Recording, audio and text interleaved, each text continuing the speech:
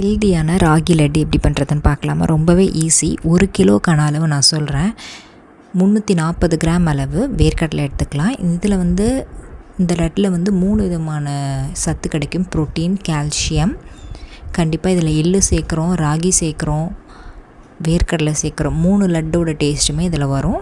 வேர்க்கடலையே நல்லா சிம்லேயே வச்சு பொறுமையாக வறுத்து எடுத்துக்கோங்க. அது நல்லா ஆறுனதுக்கப்புறம் தோல் நீக்கி தனியாக வச்சிடலாம். 4 டேபிள் ஸ்பூன் அளவு எள்ளு நீங்கள் கருப்பு எள்ளு எடுத்துக்கலாம், வெள்ளை எள்ளு எடுத்துக்கலாம். எந்த எள் வேணால் எடுத்துக்கலாம். எள்ளு படப்படப்பட நல்லா பொரியிற அளவுக்கு நல்லா பொரித்து சிம்லேயே வச்சு எடுத்துக்கலாம். நம்ம இரும்பு சட்டியில் தான் இது பண்ணுறோம். ஸோ அதனால் இதில் இருக்க அயன் சத்துமே நம்மளுக்கு கிடைக்கும். ஸோ இந்த மாதிரி ஐட்டமுக்கு நீங்கள் கண்டிப்பாக இரும்பு சட்டியை யூஸ் பண்ணுங்கள். ராகி மாவு 500 கிராம் அளவு எடுத்துருக்கோம். இது நெய்யிலே நல்லா சிம்லே வச்சு கலர் சேஞ்ச் ஆகாத மாதிரி வறுத்து எடுத்துக்கணும். கலர் சேஞ்ச் ஆச்சுன்னா கசக்க ஆரம்பிச்சிடும். ஸோ கலர் சேஞ்ச் ஆகாத மாதிரி பொறுமையாக வறுத்து எடுத்துக்கலாம். இந்த அளவுக்கு நல்லா பொறுமையாக வறுத்து எடுத்துகிட்டு ஒரு பிளேட்டில் மாற்றி நல்லா ஆற வச்சுருங்க. அதுக்குள்ளே கடலை தோலை நம்ம எடுத்துகிட்டு கடலையை நல்லா ஃபைனாக அரைச்சி எடுத்துக்கலாம். இந்த கடலை தான் அந்த ராகி மாவோட நம்மளுக்கு நல்ல ஒரு பைண்டிங் ஏஜெண்ட்டாக ஹெல்ப் பண்ணும். ஸோ அதனால் கடலையை நல்லா ஃபைனாக அரைச்சி எடுத்துகிட்டு வந்துடலாம். நான் தண்ணியெலாம் எதுவும் சேர்க்கல. கடலை நல்லா அரைச்சி எடுத்தோன்னா இந்த மாதிரி ஆயிடுச்சு. நெக்ஸ்ட் நம்ம ஏற்கனவே ரெடி பண்ணி வச்சுருந்த ராகி மாவில் இந்த கடலையை ஆட் பண்ணிக்கிறோம்.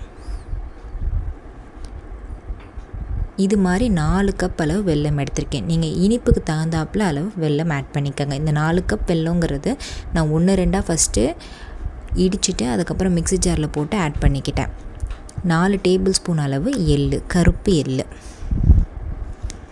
இப்போ இந்த 3 விதமான டேஸ்ட்டுமே இந்த லட்டில் கிடைக்கும். ரொம்பவே ஹெல்தி. குழந்தைங்க முதல் பெரியவங்க வரைக்கும் எல்லாருமே சாப்பிட்லாம்.